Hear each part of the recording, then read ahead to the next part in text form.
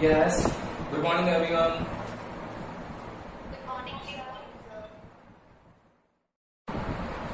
तो आज की क्लास स्टार्ट करते हैं हम लोगों ने लास्ट क्लास में पढ़ लिया था पोलराइजेशन। तो पोलराइजेशन की बेटा हम लोगों ने 4 डिफाइंस पढ़ी थी। फर्स्ट थी अनपोलराइज्ड वेव। अनपोलराइज्ड वेव क्या होती है? When the component of light vector, light है, वेक्टर वर्ड लगा दिया क्योंकि ऑल पॉसिबल डायरेक्शंस ले ले, किसी भी डायरेक्शन में हो सकता है, तो डायरेक्शन इंक्लूड करते ही वेक्टर लग गया वर्ड। ये वर्ड हम लोगों ने फर्स्ट चैप्टर में भी लगाया था, आपको याद हो तो।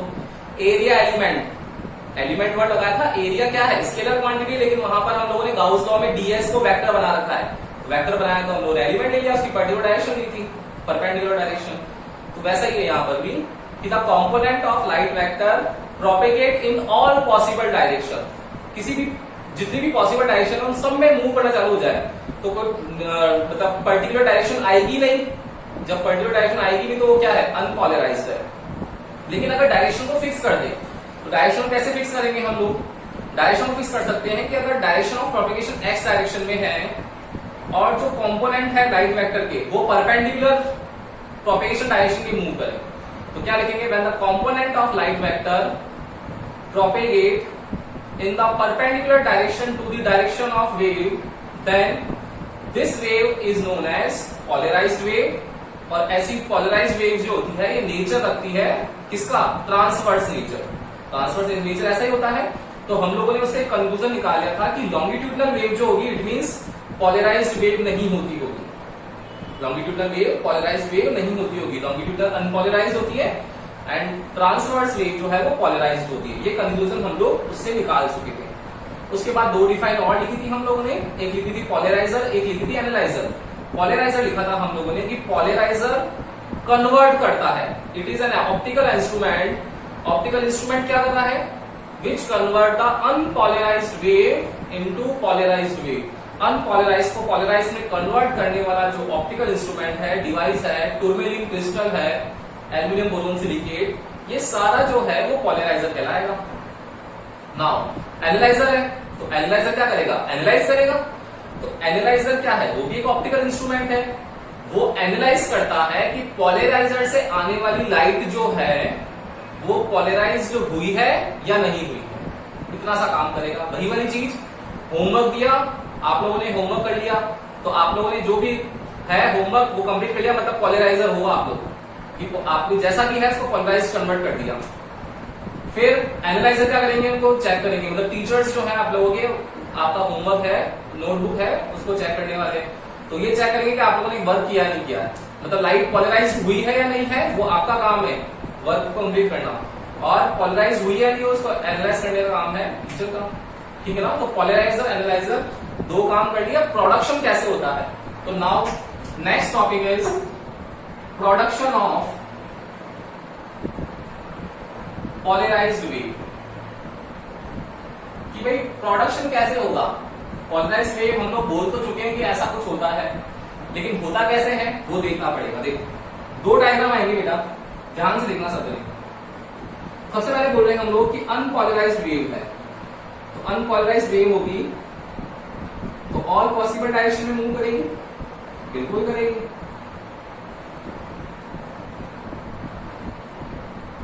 ये देखो सारे कंपोनेंट हैं इसके, मूव करना स्टार्ट करेंगे तो मूव करना स्टार्ट करेंगे। तो इस वेव को हम लोग ऐसे भी तो डिनोट कर सकते हैं, ये परपेंडिकुलर है और इसके साथ में देखो यहां पर मैंने डॉटेड कर दिया, तो बताओ ये अनपोलराइज्ड होगी ना। अनपोलराइज्ड वेव जो होगी वो ये भी हो सकती है, ये भी हो सकती है। देखो यहाँ पे कंपोनेंट है अभी तो अनपोलराइज्ड है। अब देखना मुझे पॉलराइज पे कन्वर्ट करना है, तो पॉलराइजर क्या होगा बेटा कि मैंने यहां पर एक टूरमेलिन क्रिस्टल लगा लिया, ये टूरमेलिन क्रिस्टल लगा लिया। इस टूरमेलिन क्रिस्टल की जो एक्सिस है वो ये वाली है। तो याद रखना कि पॉलराइजर और एनालाइजर 2 ही तो है। पॉलराइजर और एनालाइजर जब ही पास करेंगे लाइट को जब उसके कंपोनेंट जो हैं, ये कंपोनेंट जो हैं वो इस एक्सिस के पैरेलल हो। आया समझ में कि जब यहां पर कंपोनेंट जो है वो एक्सिस ऑफ पोलराइजर के पैरेलल है तब तो पास आउट कर देंगे, अदरवाइज नहीं करेंगे। तो पास आउट किसको करेंगे, देखो यहां पर पास आउट कर देंगे, ये रहा दूसरा, ये रहा, ये देखो पास आउट कर दिया। बताओ डॉटेड जो था वो तो क्या था, डॉटेड ऐसे मूव कर रहा है तो वो तो 90 डिग्री पे था ना, करा क्या पास, नहीं करा। इट मींस अनपोलराइज्ड वेव के अंदर जो पैरेलल कंपोनेंट है, पैरेलल कंपोनेंट लाइट वेक्टर के किसके parallel, parallel to the axis of polariser, उनको तो पास कर देता है, अदरवाइज बाकी सारे जितने भी हमको रेस्ट्रिक्ट कर देता है, रोक देता है। तो ये मेरी वेव कौन सी आ गई, पोलराइज्ड वेव। तो अनपोलराइज को कन्वर्ट कर दिया, लेकिन एक्चुअली में हुआ या नहीं हुआ है, चेक करें। चेक कैसे करेंगे, एक दूसरा क्रिस्टल फिर आएगा। अब दूसरा क्रिस्टल कैसा आ गया, ये रहा, ये आ गया। तो दूसरा क्रिस्टल जो है वो क्या है, एनालाइजर है। तो एनालाइजर क्या करेगा, है या नहीं है, मतलब यहां से जितनी भी लाइट आ रही है उनको एनालाइज करने का काम जो है वो कौन कर रहा है, पोलराइजर कर रहा है, ठीक है ना। तो अनपोलराइज्ड वेव को पोलराइज्ड वेव में कन्वर्ट करा, देन पोलराइज्ड वेव को एनालाइजर की हेल्प से हम लोगों ने कन्वर्ट कर दिया। मतलब ये अब हमारी कंप्लीटली पोलराइज्ड वेव है, कंप्लीट पोलराइज्ड वेव है, ये हम लोगों ने यहां पर देख लिया है। लेकिन देखना एक्चुअली में इसका जितना भी साइंस है वो सेकंड डायग्राम में समझ में आता है कि प्रोडक्शन कैसे हो रहा है। वापस इस डायग्राम को रिकंस्ट्रक्ट करते हैं हम लोग।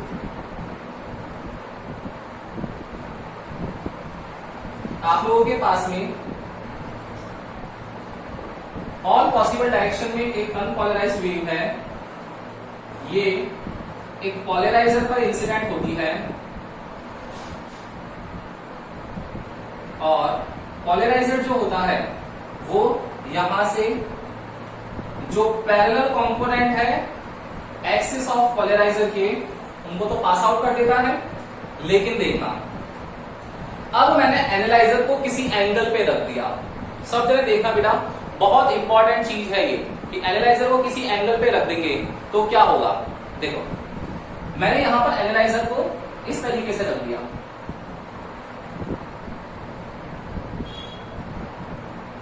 इसकी एक्सिस ये हो गई। अब देखो एक्सिस एनालाइजर की ऐसी है और पोलराइजर की ऐसी है, तो पैरेलल कंपोनेंट तो निकाल दी इसने, लेकिन देखो अब ये कंपोनेंट इसके 90 डिग्री पे हो गए ना, या पैरेलल हुए 90 डिग्री पे हो गए, बताओ निकालेगा नहीं निकालेगा, नहीं निकालेगा।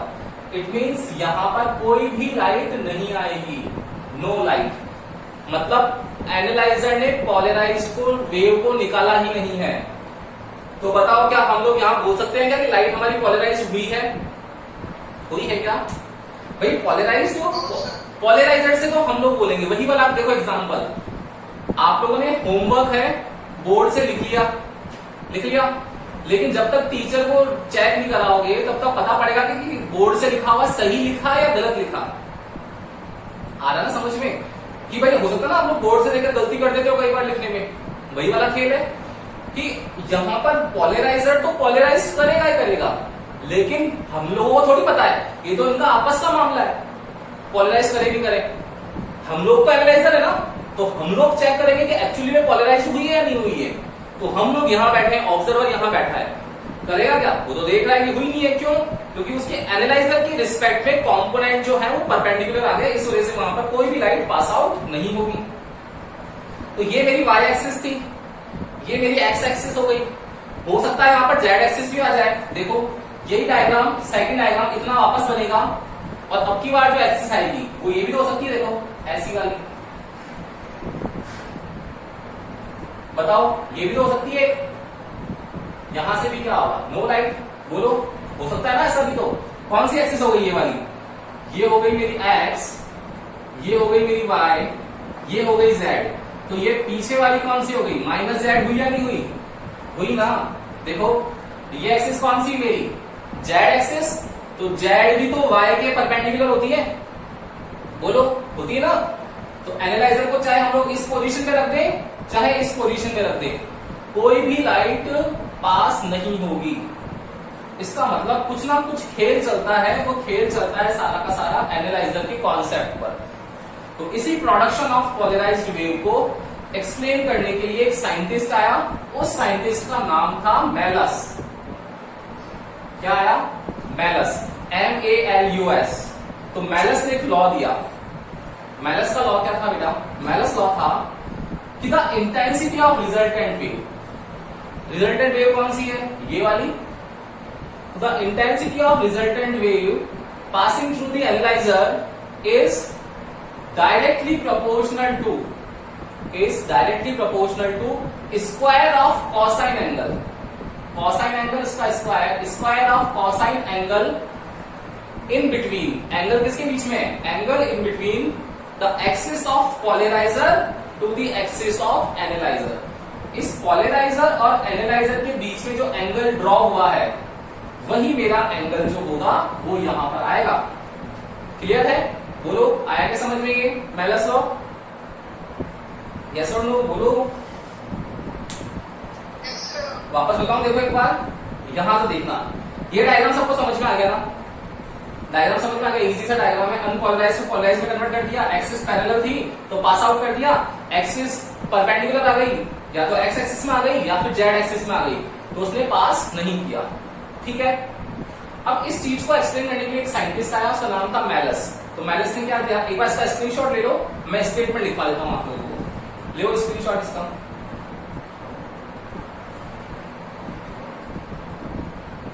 ले लिया? Yes sir. अब देखना,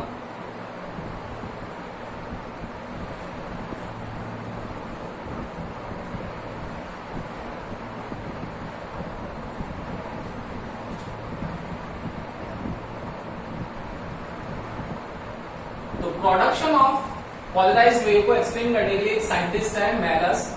मैलस क्या बोलता है? देखना, according to this law, comma, inverted comma, the resultant intensity, word आएगा the resultant intensity of analyzer, analyzer से निकलने वाली है, तो the resultant intensity of analyzer is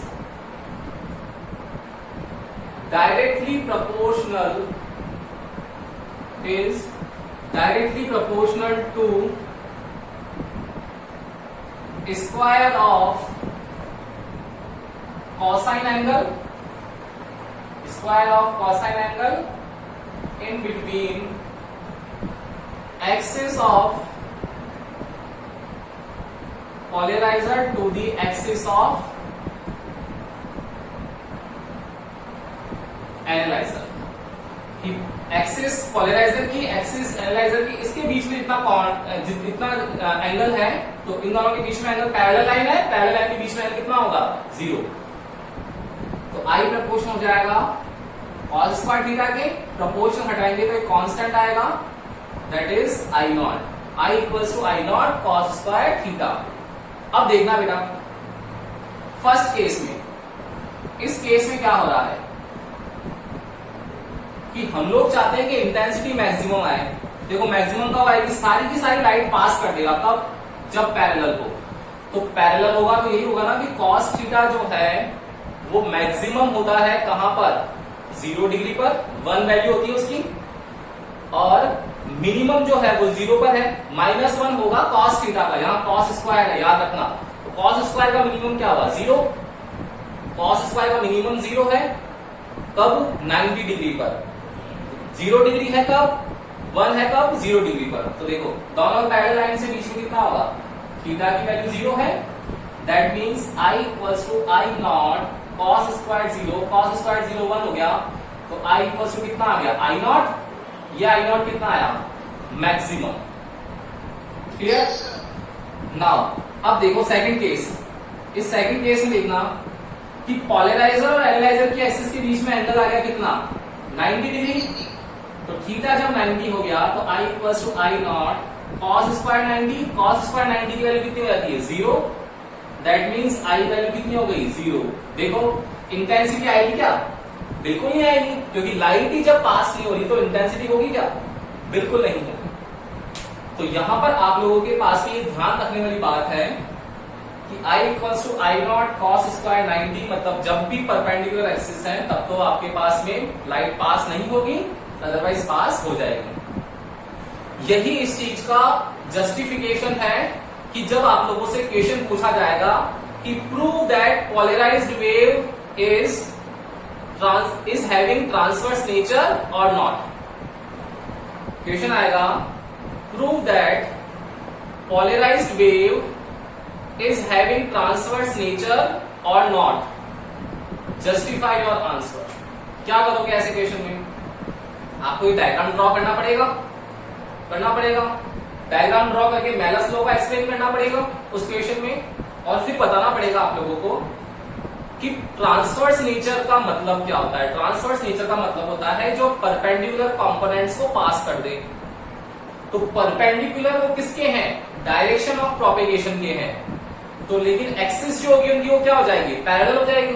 तो पैरेलल कंपोनेंट को पास कर रहा है तब तो है, अदरवाइज जब पैरेलल नहीं, यहां पर नहीं रहा एक्सिस, तब आपके पास में कोई लाइट नहीं होगी। इट मींस जब पैरेलल नहीं है तो परपेंडिकुलर वाले पास हुए क्या? नहीं हुए, मतलब ट्रांसवर्स नेचर है तभी हो रहा है, अदरवाइज लॉन्गिट्यूडनल होता तो लॉन्गिट्यूडनल में क्या होता? डॉटेड होते, देखो इस एक्सिस से पास हो जाते। बताओ होते नहीं होते? कि भाई यहाँ पर लॉन्गिट्यूडनल होते हैं, लॉन्गिट्यूडनल क्या होते हैं? अलोंग द डायरेक्शन ही होते, तो एनालाइजर की एक्सिस से अलोंग द डायरेक्शन होते, बिल्कुल पास हो जाते लॉन्गिट्यूडनल होता तो। क्लियर है ना? तो ट्रांसवर्स नेचर है उस चीज को हम लोग यहां से उसका आंसर दिया जाएगा पूरा का पूरा। आ गया क्या समझ में? बोलो बेटा, यस और नो? आ गई ना कहानी समझ में? इसका एक स्क्रीनशॉट ले लो, फिर आगे करते हैं इसकी। यस, ले लिया क्या? स्क्रीनशॉट ले लिया क्या?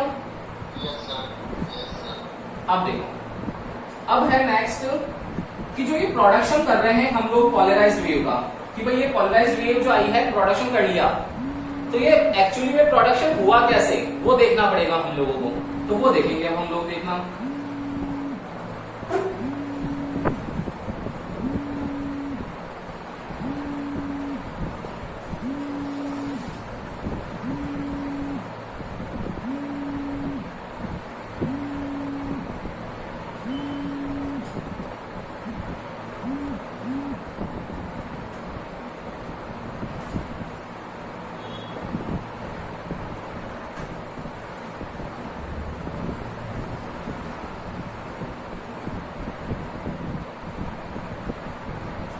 नेक्स्ट टॉपिक है बेटा हमारा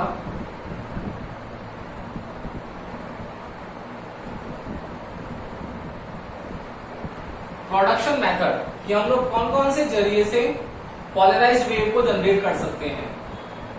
तो फर्स्ट आता है इसके अंदर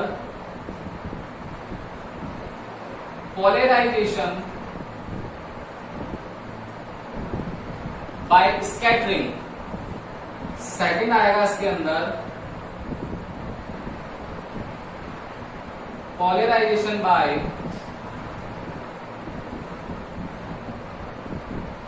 डबल रिफ्रैक्शन, एंड थर्ड आएगा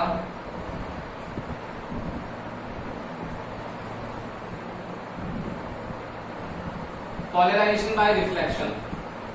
इसमें ये इंपॉर्टेंट है, पॉलराइजेशन बाय रिफ्लेक्शन को एक्सप्लेन करने के लिए एक साइंटिस्ट है ब्रूस्टर, उसके नाम पर आएगा Brewster law. Maximum time exam में ब्रूस्टर लॉ पूछा जाता है। तो पॉलराइजेशन बाय रिफ्लेक्शन हो जाएगा। इस बार मैक्सिमम चांसेस हैं कि ये क्वेश्चन आ सकता है, क्योंकि सिलेबस कम कर दिया आप लोगों का, तो चांसेस है कि आ जाए। ठीक है ना? तो पॉलराइजेशन मेथड है polarization by scattering, polarization by double refraction, कि ऐसा कोई प्रोसेस हो जिसमें डबल टाइम रिफ्रैक्शन हो जाए, एंड पॉलराइजेशन बाय रिफ्लेक्शन, कि ऐसा क्या करें हम लोग कि लाइट जो है हमारी वो रिफ्लेक्टेड लाइट पॉलराइज्ड वेव हो। क्लियर है ना? तीनों मेथड है, तीनों मेथड को हम लोग डिटेल में पढ़ेंगे नेक्स्ट क्लास के अंदर, क्योंकि तीनों मेथड्स एक साथ हो जाएंगे। अभी टाइम आप लोगों का ओवर हो जाएगा तो पूरे एक साथ एक्सप्लेन नहीं हो पाएगा तीनों का। तो हम लोग कल की क्लास में इसको करके और इस चैप्टर को कंप्लीट कर लेंगे। कल आप लोगों का ये चैप्टर कंप्लीट हो जाएगा, वेव ऑप्टिक्स। ठीक है, तो कल मिलते हैं हम लोग। ये आप लोगों का आज की क्लास का था। कोई डाउट आए YouTube वीडियो पे जाके देखना है आप लोगों को, और कोई भी प्रॉब्लम आती है तो कल क्लास में आकर के पूछ लेना। Okay, good day.